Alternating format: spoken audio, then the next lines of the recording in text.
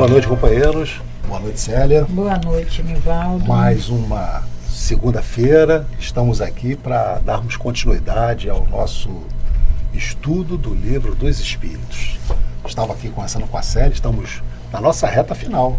Estamos terminando na questão 975, faltando aí algumas 30, 40 questões para que a gente possa concluir a primeira leitura desse livro, né, Célia? A gente sempre recomenda, falamos aqui, que se retorne e comece lá da questão número 1, que é Deus, e faça novamente todo esse caminho de leitura que, com certeza, cada um de nós terá entendimentos mais profundos, entendimentos mais avançados, porque teremos aí, com certeza, esses anos, né, que estamos aqui estudando e cada dia na nossa vida é uma oportunidade da gente amadurecer os nossos entendimentos, compreensões. A vida vai nos moldando, a vida vai nos formando, vai nos dando esse entendimento, muitas das vezes através das quedas, das dificuldades,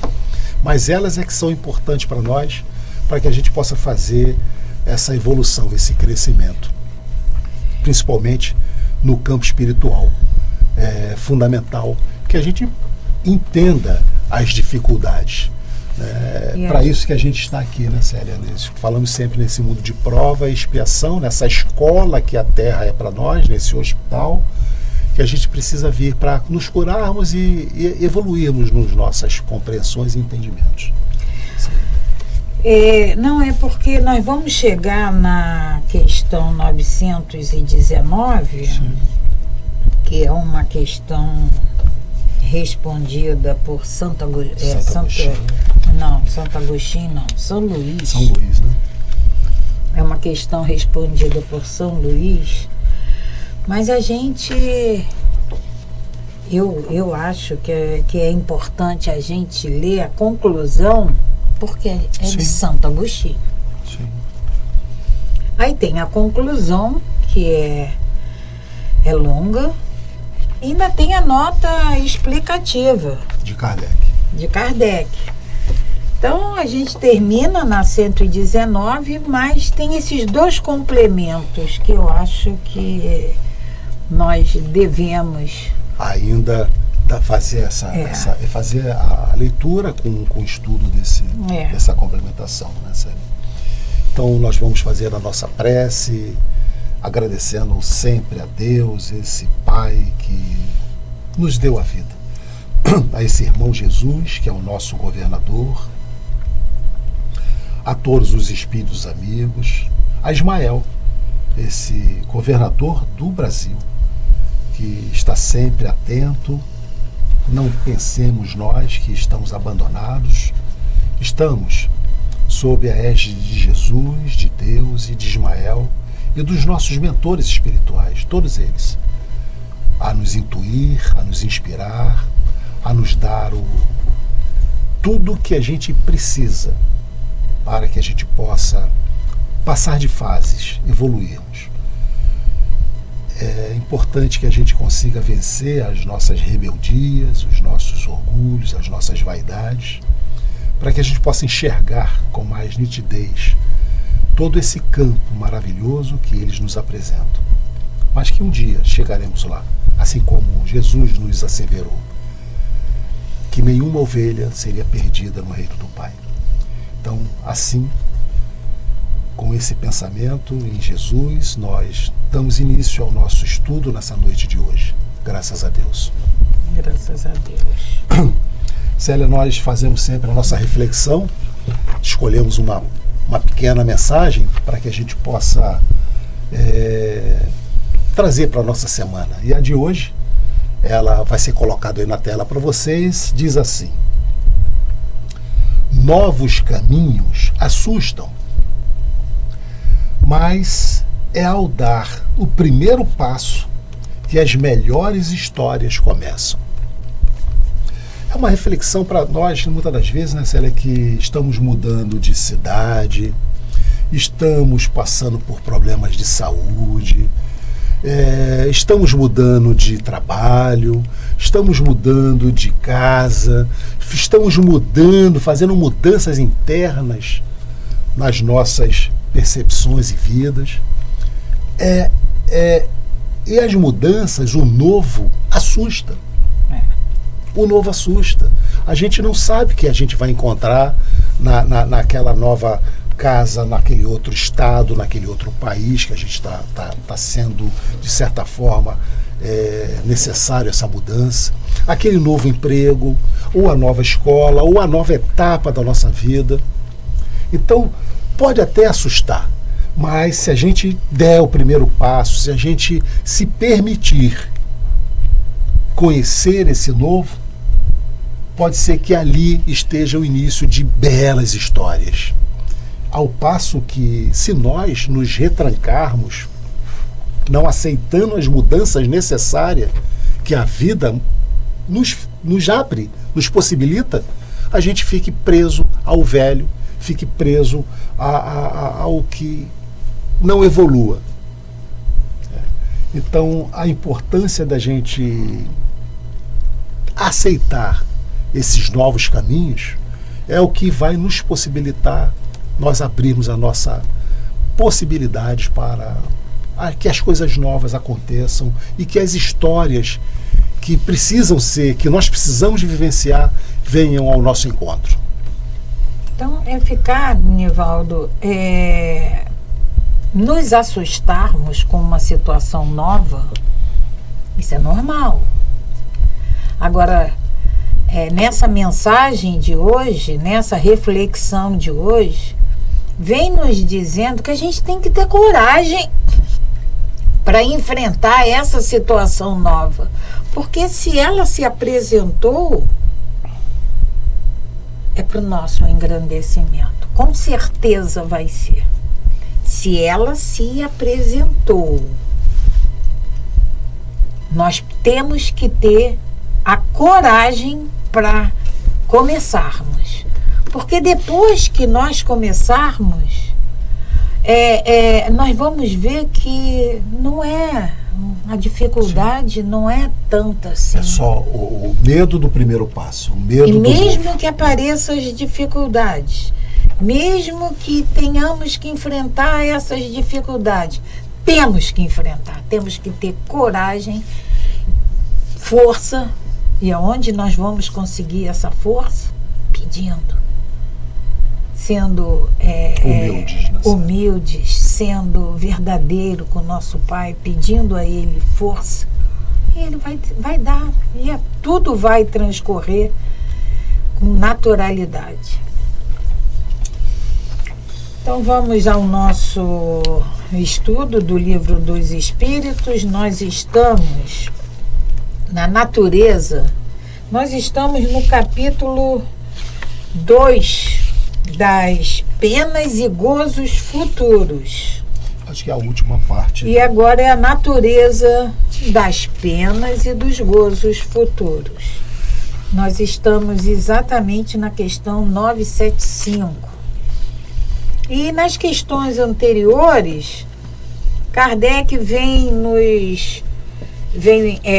argumentando, vem perguntando aos espíritos sobre os sofrimentos dos espíritos inferiores, sobre a influência que esses espíritos exercem uns sobre os outros. E agora, a questão 975, Kardec pergunta à espiritualidade: os espíritos inferiores compreendem a felicidade do justo? Ele é infeliz. Ele é sofredor. Ele está numa escala de inferioridade. Num patamar dessa escala de inferioridade. Ele sente a felicidade do justo? Porque a gente percebe a felicidade do outro, não percebe? Então isso não é uma dificuldade. Uma prerrogativa do espírito. Nós, encarnados, percebemos quando uma pessoa é feliz, quando não é. E eles mais ainda. E a espiritualidade nos responde. Então, Kardec perguntou: os espíritos inferiores compreendem a felicidade do justo? E eles respondem: sim. E isso lhes é um suplício, porque compreendem que estão dela privados por sua culpa. Ou seja, isso é um suplício para eles, mas eles entendem que a culpa é deles. Perfeito. A culpa, se nós somos infelizes hoje, a culpa é nossa. Nós simplesmente estamos colhendo o que semeamos. É ação e reação. A toda ação tem uma consequência. A gente até pode, né, Célia, querer colocar a culpa no outro. Mas a gente aqui encarnado, a gente faz. Fazemos isso com frequência aqui no nosso, aqui no planeta dos encarnados, né? Colocar sempre a responsabilidade dos nossos fracassos, das nossas derrotas no outro. Mas o espírito compreende, a gente entende que, na verdade, no fundo, se nós formos avaliar, a gente vai ver que a responsabilidade é nossa. Por alguma imprevidência minha, eu não fui capaz de executar aquela tarefa, né? Então, continuando a resposta dos nossos irmãos: sim, e isso lhe é um suplício, porque compreendem que estão dela, da felicidade, privados por sua culpa. Exatamente, eles sabem. Daí resulta que o espírito, liberto da matéria, aspira a uma nova vida corporal, pois que cada existência, se for bem empregada, abrevia um tanto a duração desse suplício. Então, no mundo espiritual, desprovido da matéria, o espírito percebe que é infeliz por sua culpa, porque ele sabe o que ele realizou, o que ele fez, os sentimentos que ele nutriu, os pensamentos, as ações. Aí ele implora, ele pede urgentemente para reencarnar. E a gente aqui já, não quero mais reencarnar, não, né? Mas a percepção no mundo espiritual é outra. É o que eles, os próprios espíritos, estão nos respondendo, né? É por isso que os espíritos desligados da matéria aspiram a uma nova existência corporal. Aspira a uma nova existência corporal. Para que eles possam corrigir tudo aquilo que eles não fizeram, que deveriam. Aí eu vou mencionar uma coisa que eu tomei conhecimento. Essa afirmação da espiritualidade, mas que eu só vim saber depois que meus filhos eram adultos. Sim. Porque era muito normal quando eles eram pequenos e havia algum entrave entre nós. Não pedi para nascer, mãe. Se eu sei disso, eu ia falar: não pediu não, você implorou para nascer. E porque é isso. A gente sabe, no mundo espiritual, a gente sabe que não goza dessa felicidade por culpa nossa. Então a gente quer voltar. Quer corrigir. A percepção do espírito a desencarnado é totalmente diferente do nosso. Nós estamos revestidos por essa matéria. E essa matéria, esse corpo físico, nos dá outras sensações, né? Que é diferente do mundo espiritual. Por isso é que quando nós vamos fazer o nosso planejamento reencarnatório, a gente escolhe provas duras, difíceis, que a gente não consegue entender. Muita gente diz: mas eu não escolhi isso para mim, não. Escolheu. Olha o que a espiritualidade nos diz a seguir.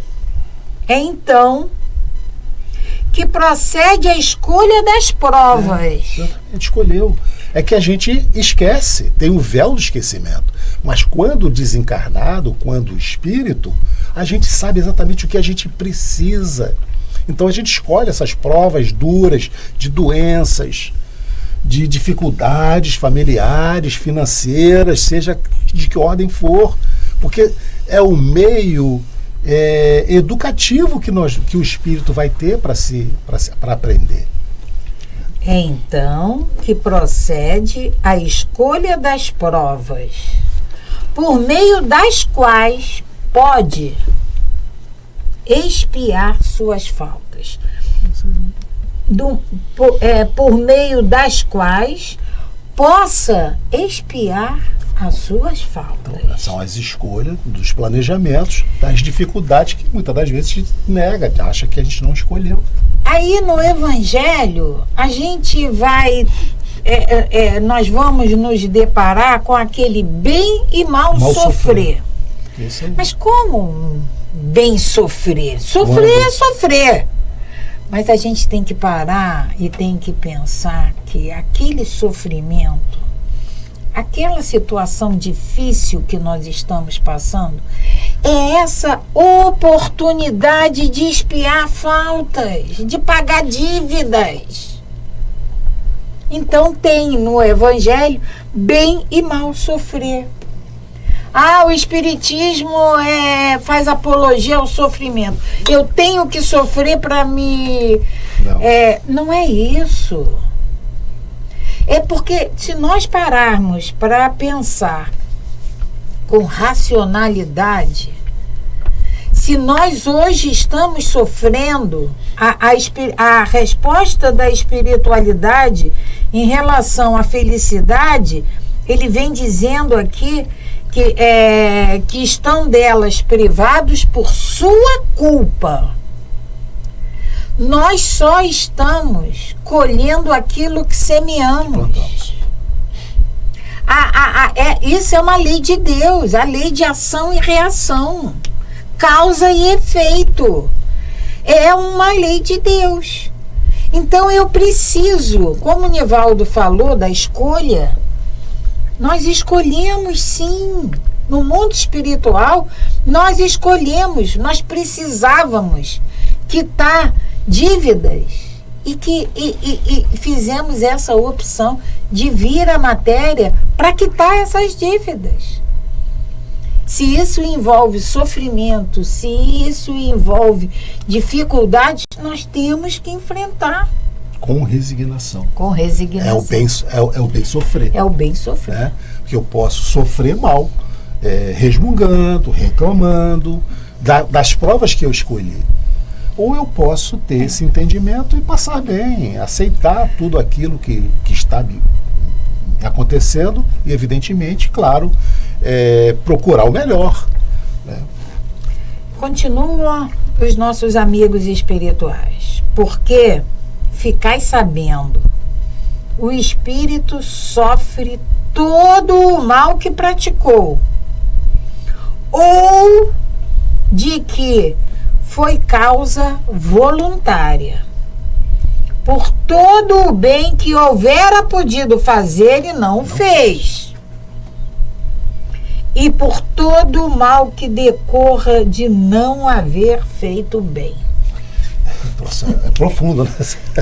Então, olha só. A gente ri para não chorar, né? Porque é profundo demais. Não, se a gente não é só o mal. Não é só o mal. É o bem que nós tivemos a oportunidade de fazer e não fizemos. E as consequências de não ter feito aquele bem. Porque ao não fazer o bem para aquela situação, eu gerei outras consequências. Então, essas outras consequências eu também vou ser penalizado. Então é sério. A gente não pode ficar reclamando, não. A gente faz um planejamento reencarnatório e a gente nasce para amortizar um pouco da nossa dívida. E por imprevidência nossa, muitas das vezes a gente não consegue quitar a dívida que nós viemos para pagar e a gente contrai novas.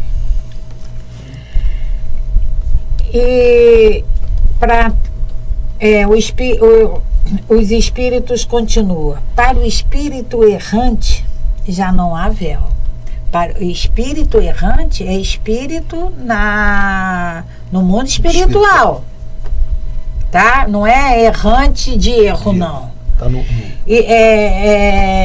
esperando uma nova encarnação. Já não há véus, porque aqui nós temos o véu do esquecimento. E eu lembro que eu falei aqui num programa aí passado que Chico dizia que o véu do esquecimento está para a reencarnação, o que a anestesia está para a cirurgia. Porque nós não aguentaríamos aqui encarnados sem o véu do esquecimento. Não aguentaríamos. A gente precisa ter esse véu para esquecer. Se essa é a nossa melhor versão, imagina o que nós não fomos aí para trás. Então, somente esse véu do esquecimento... A gente não suportaria sabermos como foi a convivência entre marido e mulher, pai, filho, mãe, filho, né, amigos de trabalho, vizinhos. Né? O que nós estamos aqui fazendo esse estudo hoje, o que será que fizemos no passado?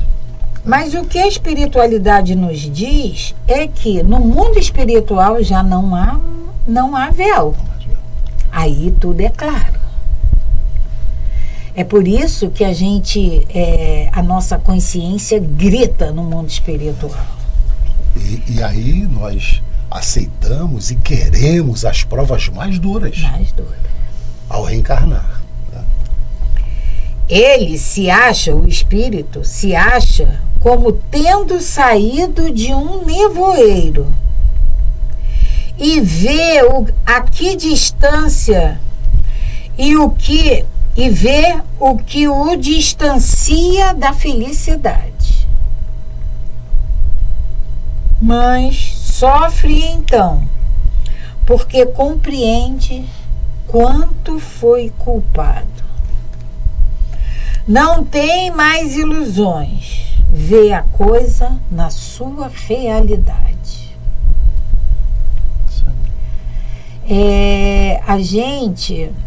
A gente pode enganar o mundo inteiro, mas a gente não consegue se enganar a nós próprios. E no mundo espiritual, nem a ninguém. Nem a ninguém a gente consegue enganar, porque não tem mais esse véu. Aí tem uma notinha de Kardec. Na erraticidade, no mundo espiritual, aguardando uma nova reencarnação, na erraticidade, o espírito descortina, de um lado, todas as suas experiências passadas, e de outro, o futuro que lhe está prometido, e percebe o que lhe falta para atingi-lo. É qual viajor que chega ao cume de uma montanha, vê o caminho que percorreu e o que lhe resta percorrer a fim de chegar ao fim da sua jornada. Então, no mundo espiritual, por não ter esse véu, sabe aquelas situações, Nivaldo, que você chega do trabalho cansado, você está esgotado. Aí o teu vizinho bate a porta, não tem carro, você tem. A mulher está para ganhar neném, está em trabalho de parto, aí você fala assim, não, dá um jeito lá, chama um táxi, chama um Uber, mas eu não vou. Quando você pode, você só está cansado, você pode. Aquilo vai te fazer bem, mas a gente prefere calçar o chinelo, ligar a TV e ficar lá. Então, quando nós chegarmos no mundo espiritual, nós vamos nos deparar com essa situação. Por que eu não peguei meu carro e levei? Por que eu não fiz? Não me custava nada. essa tua fala, né, Célia, a gente pode ampliar aí. Ampliar, claro. Para todas as situações que a gente possa imaginar, né? Nosso ambiente de trabalho, um ambiente familiar, né? Em toda a nossa vida.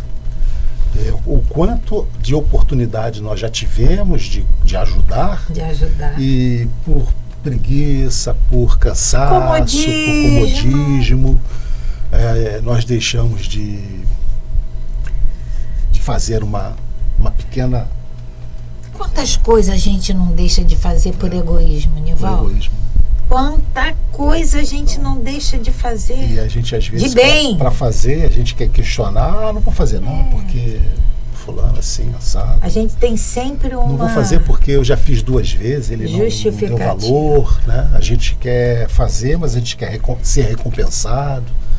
Então são essas reflexões, né, Célia, que o Livro dos Espíritos, essas questões de Allan Kardec, a resposta dos Espíritos nos fazem refletir, né? E aí nos dá essa possibilidade da gente ter esse despertar, né? Preciso desencarnar para perceber isso? Não precisamos, né, ficar nessa angústia, como ele diz, Kardec diz aqui, os Espíritos dizem, né? Para que a gente possa ter uma nova oportunidade para corrigir. A gente pode fazer isso agora. A gente pode começar a corrigir agora. Vou ligar meu alerta.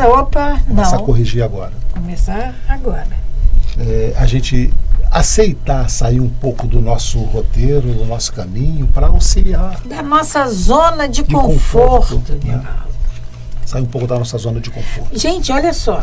Aí vocês vão ouvindo isso, vocês vão pensar, Célia e Nivaldo são 2 anjos, né? Não é assim não. Isso é para nós. Isso é para nós. Primeiro é para nós. E aí quando a gente agradece no início do programa, pela presença de vocês aí, é porque a gente leva isso também para vocês, mas primeiro é para nós. É impressionante, né? Essa questão aqui, a gente já deve ter lido pelo menos umas 3 vezes. Pelo menos 3. A terceira vez agora, ou 4ª. Mas eu já não lembrava mais dessa questão. E com certeza hoje ela cai para mim com um valor diferente do que quando eu li pela última vez, porque é outro peso, essa reflexão, esse entendimento que eles nos trazem. Questão 976. Kardec pergunta: o fato de verem os espíritos que sofrem não representa para os bons uma causa de aflição? E se essa felicidade é assim perturbada, o que virá a ser dela? Quer dizer, os espíritos superiores, né? Os espíritos veem os que sofrem, né? Se é um fato deles ficarem tristes, né? O fato de verem os espíritos que sofrem não representa para os bons uma causa de aflição, né? Eles vão se afligir. Mas, Nivaldo, aí a gente lembra do nosso estudo, da leitura do nosso livro, o nosso outro, Obreiros da Vida Eterna. Né? A felicidade, a aflição, eu acredito, relembrando Obreiros da Vida Eterna, até esse capítulo. E aproveitando para convidá-los, né? Para que possam lá na rádio, webradiomap.org, acompanharem a leitura com os comentários, né, do livro Obreiros da Vida Eterna, que está indo ao ar às terças-feiras, de 11 ao meio-dia. E tem o nosso lar também, não? Sim, na mesma rádio. Já que estamos falando da rádio. Tem outros estudos, mas o nosso é terça-feira, às 11 horas da manhã. E coincidentemente, né, Célia, é exatamente essa questão aqui. Espíritos que já estão num grau, porque a felicidade, essa felicidade imaculada, não é isso, não é essa felicidade que esses espíritos obreiros da vida eterna, lá da colônia, da casa transitória Fabiano de Cristo, eles gozam. Não é ainda essa felicidade suprema, não é. Mas é a felicidade dentro do que eles já conseguiram de evolução. Já tem um nível de entendimento, né, Célia? E eles vão conviver, eles vão tomar conhecimento de espíritos extremamente infelizes. Sendo dominados por espíritos algozes maus, que punem com golpes físicos, embora seja no mundo espiritual, mas eles sentem as dores dos chicotes, né? E aí, diante da resposta que nós vamos tomar conhecimento agora, se vocês forem acompanhar o estudo de obreiros, vocês vão ver o porquê deles agirem daquela maneira. Então, Kardec pergunta, né, o fato de verem os espíritos que sofrem não representa para os bons uma causa de aflição? E se essa felicidade é assim perturbada, o que virá a ser dela? E eles respondem, não constitui uma aflição. Os bons espíritos, ao verem os maus ainda sofrerem, não constituem uma aflição, visto que sabem que o mal terá um fim. Então, nenhuma ovelha será perdida no reino do meu Pai. Auxiliam os outros a se melhorarem, e se lhes estendem as mãos. Esta é a ocupação deles, e representa um gozo quando são bem-sucedidos. É exatamente o que nós estamos, o capítulo 8 que nós estamos estudando lá do Obreiros.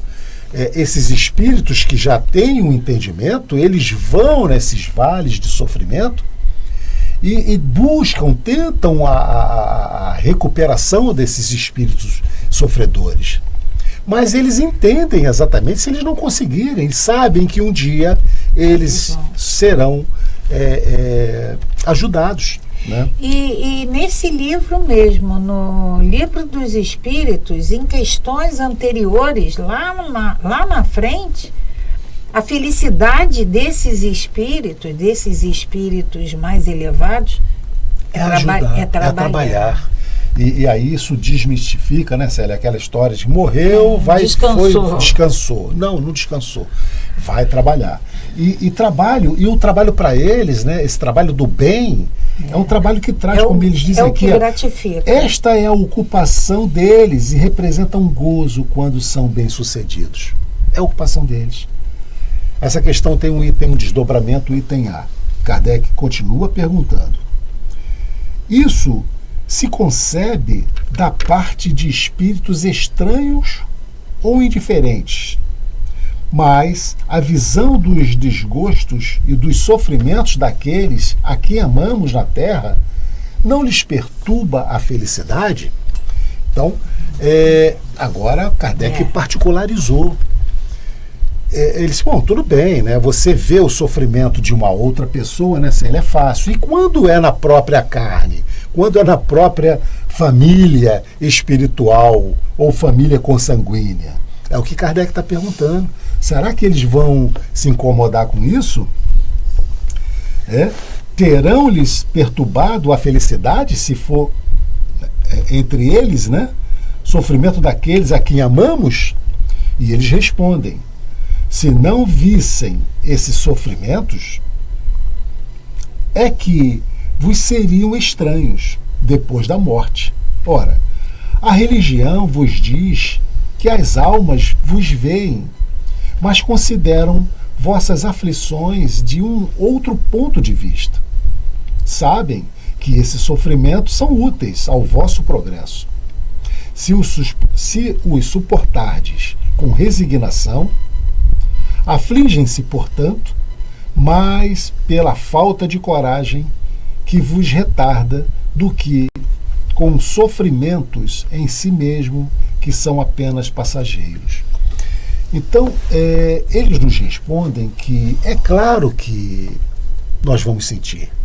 E a gente também tem essa lá no livro, Célia, Obreiros da Vida Eterna, voltando lá, você veja o quanto a irmã Zenóbia, ela se incomodou, ela quis fazer um atendimento personalizado para socorrer o padre Domênico, né? Então, é normal, porém, do ponto de vista, sabe-se que esses sofrimentos são úteis para eles, eles já entendem que esse sofrimento é útil para aquele espírito e que o progresso virá. Então, há um sofrimento, mas há também um entendimento sobre essa questão. E quando eles dizem aqui, ora, a realidade vos diz que as almas vos veem, os espíritos nos veem. Mas eles consideram de outro ponto de vista. Eles sabem que tudo é passageiro. Mesmo esse nosso ser amado, que está no mundo espiritual, ele vai sofrer, ele vai ficar nessa aflição diante da nossa inércia. Ó vida, ó azar, eu não faço nada, eu só lamento. Mas ele percebe, ele sabe que isso é momentâneo, mas a angústia dele é por eu ainda não saber que é momentâneo, que vai passar. E muitas das vezes eu acho que aquilo é eterno. Eles têm outro ponto de vista. Outro ponto de vista. Sabe, sofrem por eles, mas sabem também que isso vai passar. Então, você falou, a aflição é maior, até porque é por entender que eles não entendem isso. Que nós não entendemos isso. Sabe, quando você vê o teu filho pequeno levar um tombo e ralar lá o joelho e chorar desesperadamente, você vai se conduir com aquela? Não vai, mas você sabe que aquilo vai sarar. Vai passar. A gente não vai achar que ele vai cair toda vez, toda vez. Então, já temos esse entendimento. Né? É exatamente o parâmetro que a gente pode explicar para vocês. Né? Esses espíritos que já têm esse entendimento, ao ver um espírito familiar, ou o que, como eles dizem aqui, né? Que tenha essa ele fala aqui, estranhos, na visão de sofrimento daqueles que amamos, né? Os espíritos nós amamos. Então a gente entende isso. 977. Kardec coloca essa pergunta para eles. Não podendo os espíritos ocultar reciprocamente seus pensamentos, eu, como espírito, Nivaldo como espírito, eu não consigo ocultar para ele o que eu estou pensando, nem ele consegue ocultar para mim o que está pensando. Não podendo os espíritos ocultar reciprocamente seus pensamentos e sendo conhecidos de todos os atos da vida, dever-se-á deduzir que o culpado está perpetuamente em presença de sua vítima. Tudo é claro, não tem como esconder. Não tem como esconder, não tem aquele véu, o véu do esquecimento. Pensou, eu já sei o que você está pensando. Eu pensei, você já sabe o que eu estou pensando. Então não há mais segredo. Então a espiritualidade vai responder a Kardec: não pode ser de outro modo. Dilo o bom senso. Se dois espíritos estão juntos, um sabe o que o outro está pensando, o outro o que um está pensando. Aí a 977 tem a letra A. Serão um castigo para o o culpado essa divulgação de todos os nossos atos reprováveis e a presença constante dos que dele foram vítimas serão um castigo. Vai ser um castigo estar em presença, ter todos esses atos divulgados e estar em presença dessas vítimas maior do que pensa. Com certeza. Você imagine dois inimigos, um podendo ler o pensamento do outro. É um castigo. Maior do que pensa.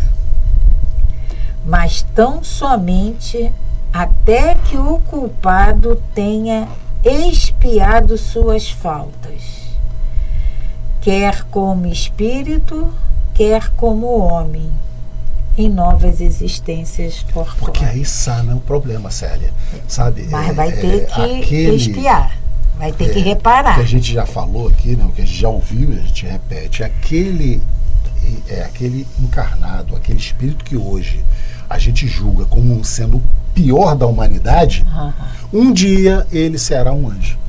Um dia será. Um dia ele será um anjo. Então, quando eles estiverem nesse mesmo patamar, se esquece o passado. Não tem mais que se ficar refletindo sobre o que você fez. Você já pagou a sua pena. Você já resolveu, já quitou seu débito. Mas esse sofrimento é muito grande. No mundo, nessa situação, no mundo espiritual, está diante de tudo o que eu fiz, diante do que foi vítima minha. Naquele momento, foi vítima minha. É um castigo muito grande. Aí tem uma nota de Kardec que ele nos esclarece, dizendo assim: quando nos achamos no mundo dos espíritos, estando patente, estando à mostra, todo o nosso passado, o bem e o mal que houvermos feito, serão igualmente conhecidos. Em vão, aquele que haja praticado o mal tentará escapar ao olhar de suas vítimas. A presença inevitável destas lhe será um castigo e um remorso incessante, até que haja expiado seus erros. Ao passo que o homem de bem, por toda parte, só encontrará olhares amigos e benevolentes. Para o mal, não há maior tormento na terra do que a presença de suas vítimas, razão pela qual as evita continuamente. Que será quando, dissipada a ilusão das paixões, compreender o mal que fez? Vir patenteado os seus atos mais secretos, desmascarada a sua hipocrisia, e não poder subtrair-se à visão delas. Então, a alma do homem perverso é presa da vergonha, do pesar e do remorso. A do justo goza perfeita serenidade. Então, Célia, veja só, você estava lendo essa nota de Kardec, eu estava pensando, você imagine quando o espírito vai reencarnar e passa pelo departamento do esclarecimento. E a ele é esclarecido exatamente todos esses pontos, o quanto ele deixou de fazer o que precisava ser feito, o quanto ele fez o que não deveria ser feito, né? E de posse de toda esse entendimento, ele vai montar o planejamento reencarnatório dele.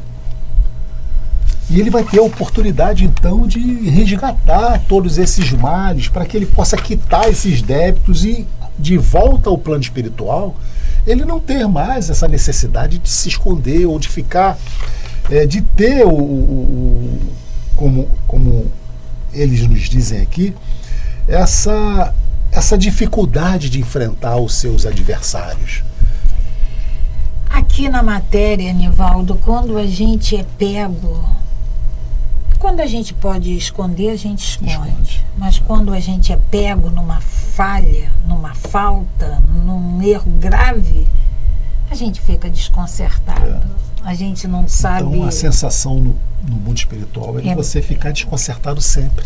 Até que você corrija isso. Por isso o desespero, Célia, de se reencarnar para tentar mudar, para se esforçar em mudar esse panorama. Então, Nivaldo, chegamos ao final, Célia. Agradecendo, Pai, sempre a Ti, a nossa eterna gratidão por nos proporcionar esses conhecimentos, o nosso agradecimento a esse irmão tão dedicado que tivemos, que foi Kardec.